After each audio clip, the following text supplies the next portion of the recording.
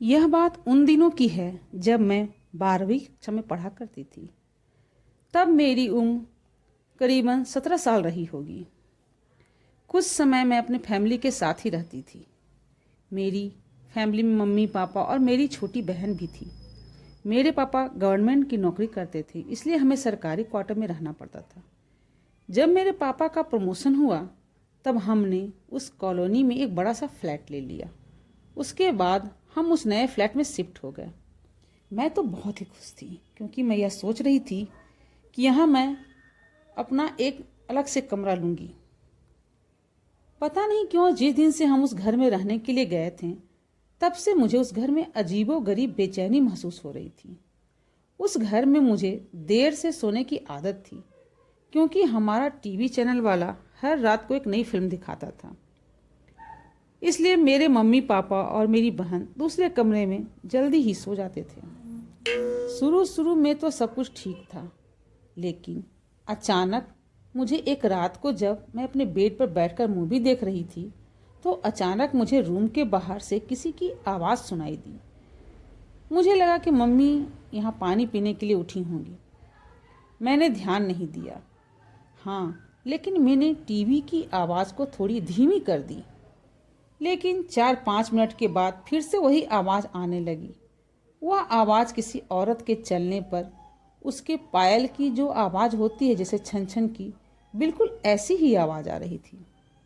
मैंने टीवी की आवाज़ को बिल्कुल बंद कर दिया, लेकिन बाहर से वही आवाज़ आ रही थी, छन छन।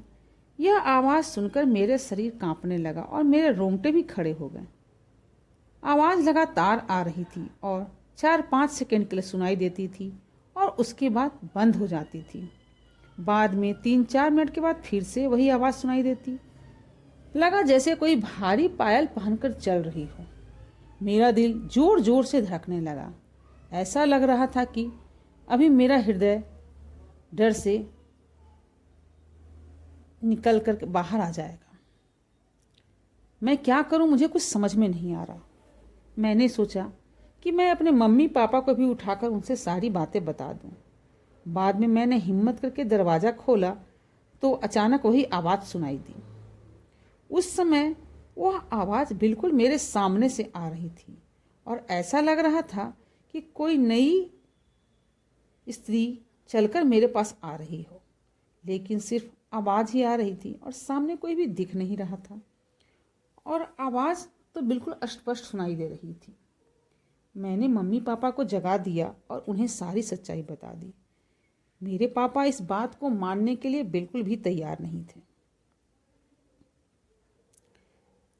लेकिन वैसे भी वह लोग पूरी तरह से नींद में थे।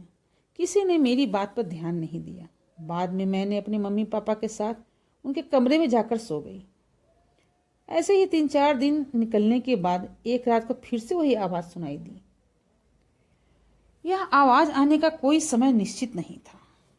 कभी वही 11, कभी 11:15, 11:30, कभी कभी तो 1 बजे रात में मुझे सुनाई दी।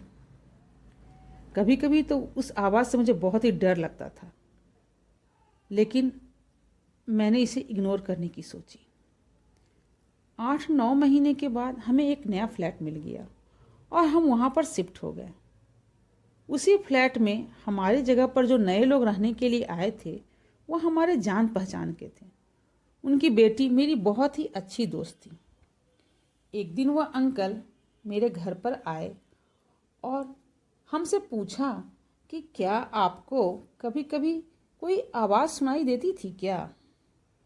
यह बात सुनकर मुझे पूरा यकीन हो गया था कि वह मेरा कोई वहम नहीं था। उस अंकल के पूरे परिवार ने भी वह आवाज़ सुनी थी। आखिरकार में मेरे मम्मी पापा को यह यकीन हो गया कि मैं झूठ नहीं बोल रही थी। उस अंकल ने आसपास के लोगों को भी यह बातें बताई। तब आसपास के लोगों ने उन्हें जो कहानी बताई वह इस प्रकार थी। उन्होंने बताया कि उस घर में 4 लोग रहा करते थे, पति पत्नी और उनकी 2 बेटियां। एक की उम्र करीबन 11 साल और छोटी वाले की उम्र करीबन 6 साल की रही होगी। वह समय एक दिन क्या हुआ कि रात में लाइन चली गई। बिजली जाने की वजह से कैंडल जलाया गया और उस घर का गैस खत्म हो गया था। तो डबल सिलेंडर तो घरों में रहा ही करती थी। इन्वर्टर का समय था नहीं, इसलिए कैंडल और लैंप ही जला करते थे। पत्नी जो थी उसने कैंडल की रोशनी में ही गैस के सिलेंडर को बदल रही थी। न जाने गैस किस तरह से लीक कर गई और कैंडल के संपर्क में आने से चारों ओर आग लग गई। आग को लगते देख पूरा परिवार अपनी जान बचाने के लिए घर से बाहर निकल आया। लेकिन उनकी जो छोटी बेटी थी उसे ऐसा महसूस हुआ कि उसकी माँ शायद कमरे में ही रह गई है।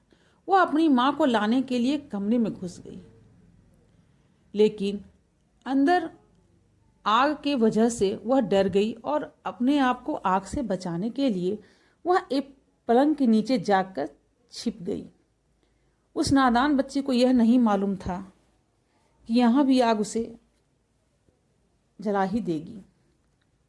इधर जब उसकी माँ ने देखा कि मेरी छोटी बेटी नहीं है, उसने लोगों को बताया। लोगों ने माँ को भी हाथ को पकड़ लिया और उसे अंदर नहीं जाने दे रहे थे, लेकिन वह ज़बरदस्ती अपनी बच्ची को बचाने के लिए उनसे हाथ छुड़ाकर अंदर की ओर भागी। अंदर की ओर गई तो तब तक आग ने पूरे घर को अपनी चपेट में ले लिया था और वह महिला भी आग के बीच फंसकर रह गई थी। इतने में कॉलोनी वालों ने फायर ब्रिगेड को फ़ोन कर दिया, लेकिन फायर ब्रिगेड को आने में कुछ वक्त लग गया। फायर ब्रिगेड ने जब आग पर काबू पाया तो उस घर का मंजर देखकर सभी बुरी तरह से डर गए, क्योंकि आग ने माँ को पूरी तरह से जला दिया था। जब उन्होंने बेटी को ढूंढा तब उसे वो पलंग के नीचे दिखाई पड़ी। लोगों ने आनन फानन में उन्हें अस्पताल पहुंचाया, परंतु डॉक्टरों ने उन्हें मृत घोषित कर दिया। उस महिला को अपने इस घर से बहुत ही प्यार था, इसीलिए वह उसी घर में रहने लगी थी। तब उस अंकल ने ब्राह्मणों की मदद मांगी और उस आत्मा की शांति के लिए यज्ञ और हवन कराया और उनसे प्रार्थना की कि कृपया आप शांत हो जाएं और मोक्ष को जाएं। इस प्रकार पूजा पाठ के द्वारा उन्हें मुक्ति प्रदान की गई। आपको ये मेरी कहानी कैसी लगी कृपया कमेंट करके बताएं और ऐसी कहानियों को सुनने के लिए मेरे चैनल को लाइक, शेयर और सब्सक्राइब करें।